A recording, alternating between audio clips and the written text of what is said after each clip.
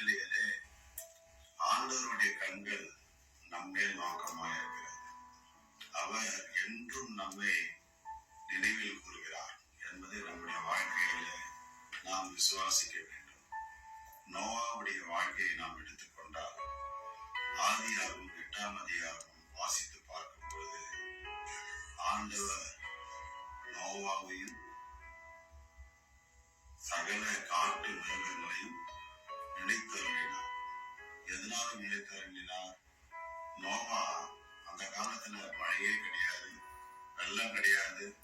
ஆண்டவர் சொல்றார், இந்த பூமியை நான் பாவம் நிறைந்த பூமியை நான் அழிக்கப் போகிறேன் என்று சொல்லும் பொழுது, இந்த பேழையை நீ செய், பெரும் வெள்ளம் வந்து தாக்கப் போகிறது என்று சொல்லும் பொழுது நோவா எந்த மழையும் எந்த வெள்ளத்தையும் பார்க்கவில்லை. உடனே கீழ்ப்படித்தார். பேழையை செய்யும்படி தேவன் உத்தரவிட்ட போது கீழ்ப்படித்தார். சகல மிருகங்களுக்கும் உணவுகளை ஆயத்தப்படுத்தி உள்ளே அழைத்துக் கொண்டு போ என்று சொல்லுவாங்க. கீழ்ப்படித்தார். முந்தின வசனத்தை பாருங்க, அதிகாரத்தில் 7ஆம் அதிகாரம் 5ஆம் வசனம். நோவா தனக்கு கர்த்தர் கட்டளையிட்டபடியெல்லாம் செய்தார். அவர் சொன்னதை மாத்திரம் செய்து எல்லாவற்றையும் செய்து வெற்றியாய் முடித்தார்.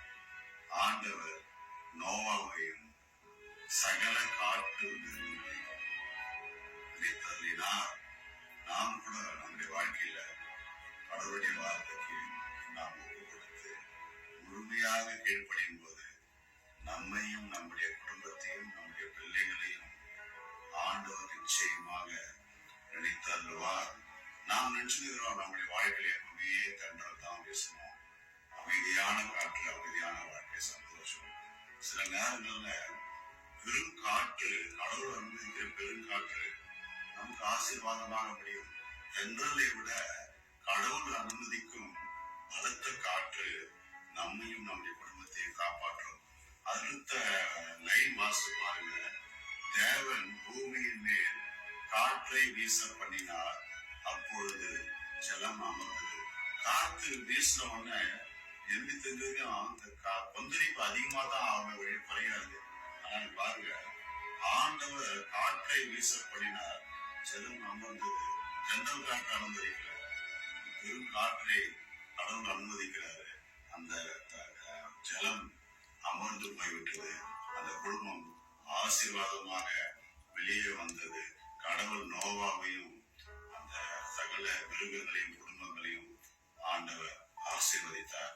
நாம் எப்படி இருக்கிறோம்? இந்த நியாயாதிபதிகள் புஸ்தகம் 8ஆம் அதிகாரம் 34ஆம் வசனம். இஸ்ரவேல் வம்சத்தாராகிய நாம் நம்முடைய வாழ்க்கையில் எப்படி இருக்கிறோம் நம்முடைய வசனம் ஒரு எடுத்துக்காட்டு. இஸ்ரவேல் புத்திரர் தங்களை சுற்றிலும் இருந்த தங்கள் எல்லா சத்துருக்களின் கையினின்றும் தங்களை ரட்சித்த தங்கள் தேவனாகிய கர்த்தரை நினையாமல் போனார்கள்.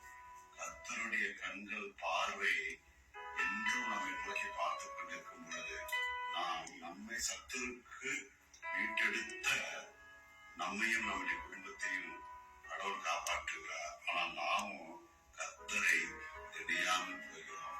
அப்படி இருக்கும் பொழுது நாம் எப்படி ஆசீர்வாதத்தை பெற முடியும்? நாம் செய்ய வேண்டியதெல்லாம் ஒன்னே ஒண்ணுதான். சங்கீதம் 40ஆம் அதிகாரம். நம்மை தாழ்த்தி நாம் கடவுளுக்கு நம்முடைய குடும்பத்தையும் நம்மையும் அர்ப்பணிக்கும் பொழுது தேவ ஆசீர்வாதம் நிச்சயம் நம்மேல் வரும்.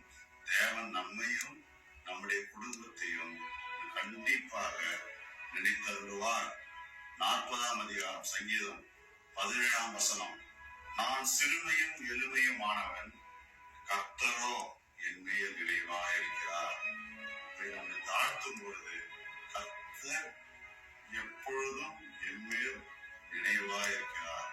நாம் எங்க நடந்தாலும் போனாலும் நம்முடைய போக்கிலும் வருகையிலும் நம்மையும் நம்முடைய குடும்பத்தையும் நம்முடைய பிள்ளைகளையும் கர்த்தர் என்றும் நினைக்கிறார், நினைவாயிருக்கிறார்.